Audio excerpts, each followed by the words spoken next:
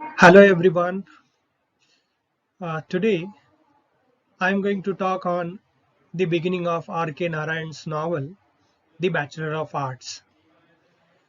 In the earlier classes, I talked about the structural framework of the novel, and we have seen that how there are four parts in the novel, and these four parts include 18 chapters. Today I'm going to talk about the first chapter of the novel and how it opens the novel, how it introduces the main characters of the novel. It also introduces the life of people in India in the mid-20th century and also the socio-political scenario. If you see the opening or beginning of the novel, you could see that some of the main characters of the novel are introduced, and they are Chandran, Natesan, Ragavachar, Ramu, father and mother of Chandran, Professor Brown, and Chandran's younger brother. So these are the main characters we find in the first chapter of the novel. If you see the character of Chandran, he is a student of history. He is 20 years old and lives with his parents and younger brother at Lovely Extension. Another important character that we find is Natesan. This Natesan, he is the secretary of college union, and we also come to know about him that he is from very poor class background, and he also done lot of malpractices in the election of the secretary of college union. And also we have the character of Ragavachar. Now Ragavachar is Chandran's history professor. Then we have another important character, and that is the character of Ramu. Now Ramu is Chandran's very close friend, and his company is most important for Chandran. You know that it gives him a sense of completion. Chandran spends most of his time with his friend Ramu. He even goes to watch film with Ramu. Then we have character of Professor Brown. Now Professor Brown is also the principal of the college, and under his presidential, you know that under his guidance, the debate competition is organized in the college, and in which Chandran presents the main speech on the topic of historians, how they should be slaughtered first. Even if you see, it also introduces the main setting of the novel. The important things in the first chapter happen in Chandran's college and also in his house in Tamil Nadu. So this first chapter, it's a part of first part that sets the background of the novel. It also sets the mood of the novel, and it presents the important places and also the important characters in the novel. On, on this backdrop, further story of the novel is developed. The first chapter of the novel is very significant. It is not only important because it introduces the main characters of the novel or the setting of the novel. It begins with the main character of Chandran. Chandran is in his college, and when the novel begins, Natesan, the secretary of the college students union, forces Chandran to prepare a speech for the next debate competition on the topic historians should be slaughtered first. Actually, Chandran is not ready or not prepared for the speech, but Natesan forces him to prepare the speech or prepare lecture for the members of the union in the debate. It also reveals the character of Chandran, and we come to know that Chandran is a very sincere student. He attends classes regularly, he takes down notes, he also visits library very often. So he is very punctual student.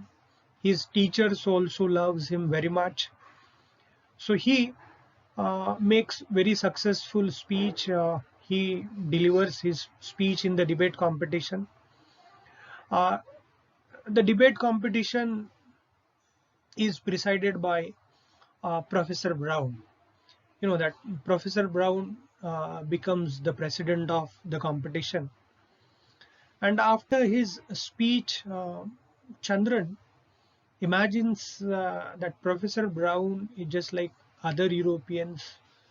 He is also representative of them who came to India not out of love for Indians, but merely to keep up appearances or just to exploit Indians, just to take out the materialistic resources from the country. So he feels that all Europeans are same, who won't serve Indians with a sincere heart. They always have color arrogance. They always consider themselves superior. So there is a superiority complex, and they do not treat Indians equally. So they even do not allow Indians to enter into the club, into the same club with other Europeans. So Chandran also thinks that in future he will break down this tradition, and he will stop this disparity, and he will allow Indians to attend clubs along with other Englishmen. So after his speech, Natesan and Chandran, they discuss a couple of issues, and from their discussion, it is revealed that Natesan is a very poor student. He came from a very common background. He is also living in a very poor rented house or in a rented room. But shockingly, it also came to know from him that how he became the secretary of Students' Union. And he himself reveals to Chandran that he purchased oats with coffee and tiffin. So during the election month, he paid the restaurant bills. He almost spent around 70 rupees on the bills of all the voters. He also, that reveals Chandran that he has not paid the bills yet. So he was a born grumbler. He has borrowed things from others. But here, Chandran is not interested in all these things. He expects that Natesan should give feedback on his, debate, on the speech that he made in the debate competition. But Natesan uh, talks about everything except his feedback on Chandran's speech. So Chandran realizes that Natesan is very selfish, self-centered kind of a person who always talks about himself and busy with his own world. So he decides to leave him, and decides to meet his close friend Ramu. Now Ramu is very good friend of Chandran. Chandran feels very comfortable with Ramu. They always discuss couple of personal things, and they enjoy each other's company. And therefore, after the debate competition, Chandran is in a festive mood. So he decides to go to theater to watch a film at night along with his friend Ramu. And they go to a theater, the Select Picture House. There they found their Professor Brown, and surprisingly, Professor Brown is accompanied by a girl who is not his wife. So they talk sarcastically about the lifestyle of Europeans and how Englishmen they enjoy life, and also they feel sad that Indians they do not know how to enjoy life. So all these things have happened in the first chapter. So it introduces the main characters. It also provides the information about the setting of the novel, and it also talks about the socio-political reality of the Indian society in the mid 20th century. And we have also references to the colonizers or British rulers and how it was, that the society in the mid of the 20th century. The first chapter presents a couple of important points. They are displayed on this slide. The first point is the chapter it presents the setting of the novel, and it is set in one of the towns in South India in the mid 20th century. So it presents the 20th century Indian society.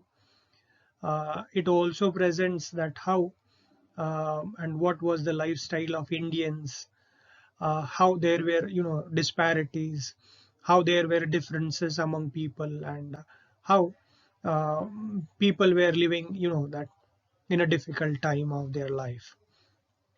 Simultaneously, we have reference to the European rule and their exploitation and the disparities created by them. According to Chandran, Professor Brown, principal of the college, is also a representative of Europeans or Westerners who came to India just to exploit them and not out of their love towards Indians. So they always have materialistic interest. They always, that want the materialistic resources from the country. But they did not treat Indians equally. They have been, not only robbing them, but also treating them differently. They always have created disparities. Even it is not allowed to enter into the same club as we have seen it earlier. So this reference to the European rulers, European colonizers, particularly Britishers, and their presence in the country and how it has affected, how it has influenced the life of poor Indians, that we could see in the first chapter of the novel. Another important thing we could see in the first chapter, or that is also indicated in the first chapter, is the next generation of India.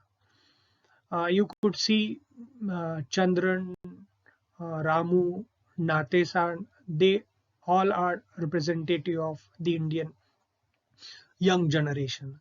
They all are highly educated. They can think independently. They have their own ideology.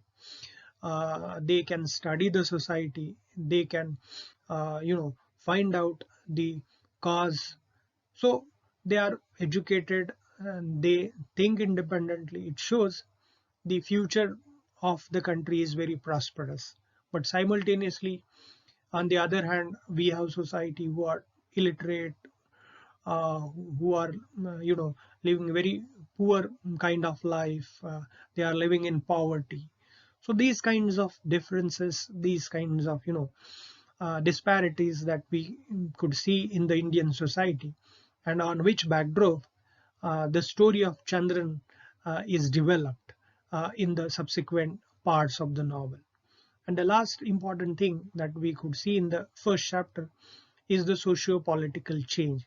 That it is happening in the mid 20th century, and in the mid of 20th century, British rulers were about to leave the country, and that India was given independence.